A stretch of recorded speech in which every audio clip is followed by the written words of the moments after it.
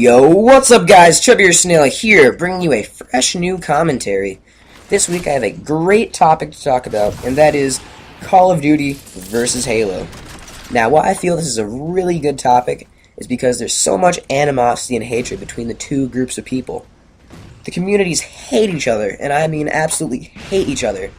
And I find it funny and awkward and very strange that people can't appreciate both games. If you ask a Halo player if they want to play CoD, they'll probably give you an answer similar to, you can't customize your armor in CoD, so I don't play any video games where you can't customize your knee pads. So yeah, yay. Or if you ask someone from Call of Duty about Halo, they'll probably give you an answer similar to, Halo, huh? More like, Galo. You see, they really hate each other. I mean, I don't see why Halo people and Call of Duty people hate each other, on what grounds they hate each other, but it's kind of just naivety. I don't know if that's a word. Naiveness? You get the point. But I want to talk about both games, the pros and cons about each, my opinions on them, and hopefully by the end of this video to kind of educate you guys on both games. Maybe the hatred will kind of disintegrate a bit. But anyways, first things first, I wanted to give a very brief talk about this gameplay. I go 27-0, capture the flag on Solace. It doesn't show the untouchable medal because there's a weird host disconnection in the middle, so I just got a rampage and another riot, but that's it for the gameplay. Done. Keep an eye out for that. Now, what I want to talk about first on this whole huge topic is killing a player in each game. Now, killing a player in Halo is extremely different than killing a player in Call of Duty. They're polar opposites. Like, we're talking North and South Pole here. Like, very different. Now, I need to break this into subtopics. This subtopic, I'm going to do more of them, disperse them out to make this all make sense. So let's first talk about the weapons in each game.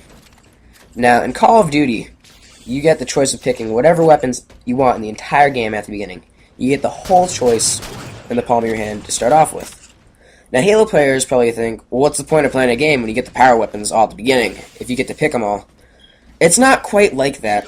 The way I see it, and the way Call of Duty players probably see it, is it actually makes the game more fair if everyone gets their choice of weapon at the beginning.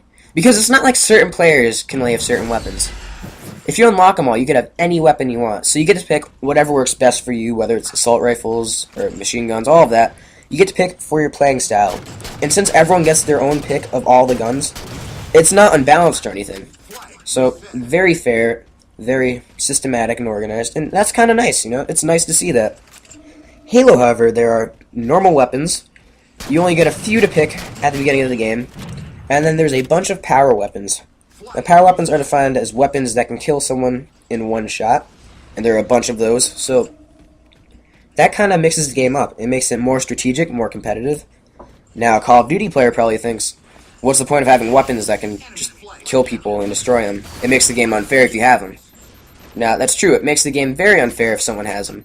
But that's what makes the game competitive and makes you want to compete for that weapon and get your team the weapon so the other guys don't have it. It's a whole new element to the game, which I happen to love. Might not be for everyone, but every Halo fans love power weapons. Just a fact right there for you. Now, in terms of actually killing a player, again, this is where it gets very, very different. In Call of Duty, if you see someone, you basically kill them right on the spot.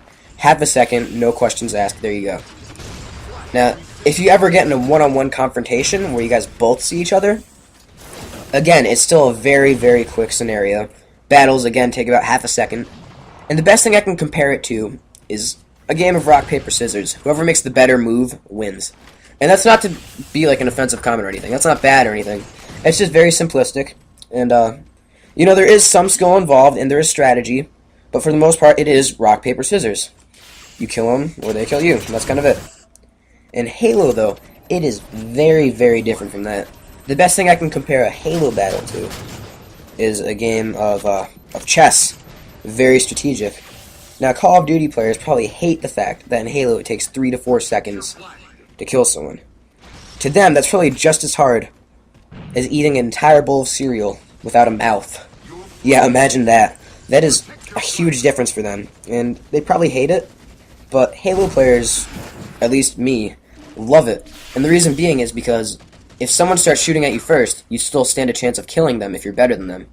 In Call of Duty, if you start shooting someone first, they're generally dead. So in Halo, it's not just one move, as in rock, paper, scissors. It's a bunch of moves.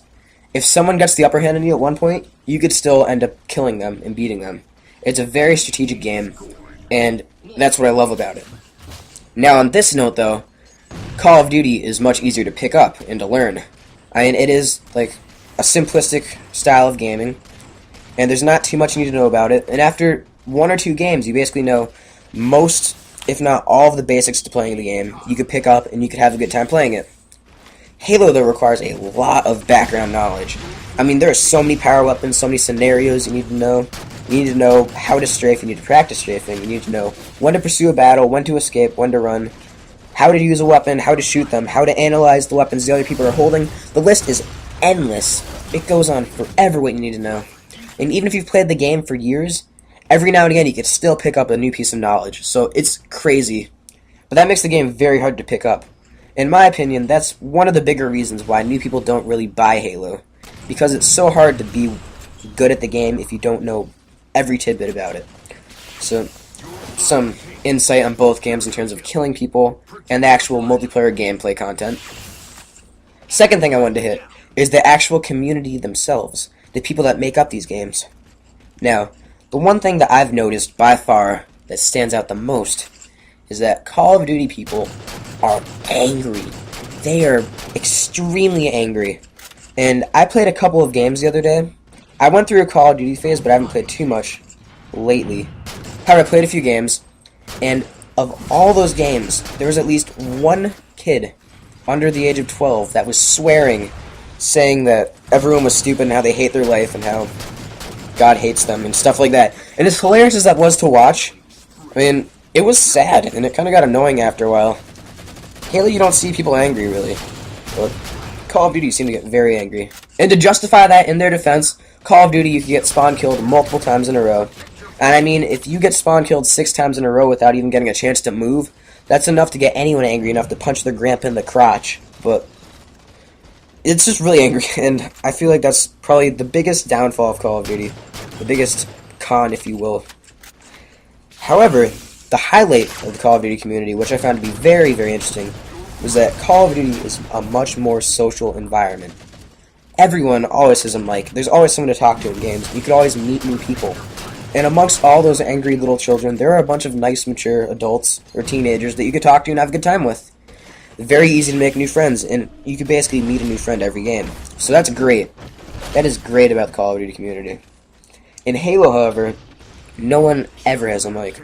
Almost ever. You're lucky to find one person out of every 10 games that has a mic. And the odds are, if you try saying hi to them, the only response you'll get is them deep-throating their microphone, and that's all you'll hear for the whole game. So that's kind of sad.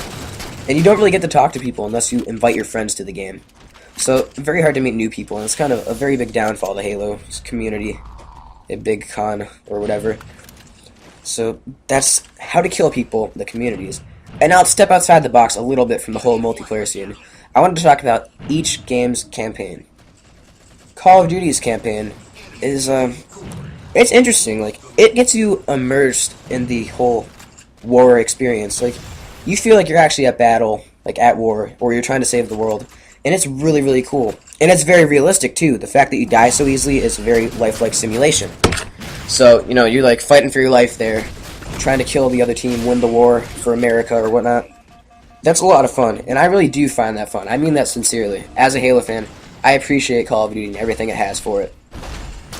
However, I have to say that the Halo campaign is by far much superior. I'm not saying that Call of Duty's is bad, but Halo's is insane. The writing of it is amazing. The whole plot is fantastic. And above all, there's so many backstories to everything. You can go online and look up Halo stories, and you can read for days straight, and you'll find new stuff and new stories about every character. And it goes on forever, and it's awesome, because it's an interesting story. Halo has a whole universe around it, and that's really, really cool. And another huge thing about the Halo campaign is Master Chief. I mean, no matter if you're a Nintendo fan, a PlayStation fan, Microsoft fan of Xbox, if you play, you know, Pokemon games, if you're doing Call of Duty or Mickey Mouse games or whatever, everyone knows who Master Chief is. Everyone has at least heard of him once. such an iconic figure. Like, he is what Mickey Mouse is to children. I know I used that example already, but that's literally what it is. Everyone knows Master Chief, and it's very cool. So I feel Halo has a much cooler campaign and a much bigger story around it. And although Call of Duty does get you immersed in the experience of war, which I do love, that is very addicting and fun, I feel like Halo just has a little bit more of an edge in terms of campaign. However, for the most part, people do Halo and Call of Duty for the matchmaking, multiplayer. So, and campaign doesn't appear to be as big of a factor as it should be. And it doesn't put the game on top.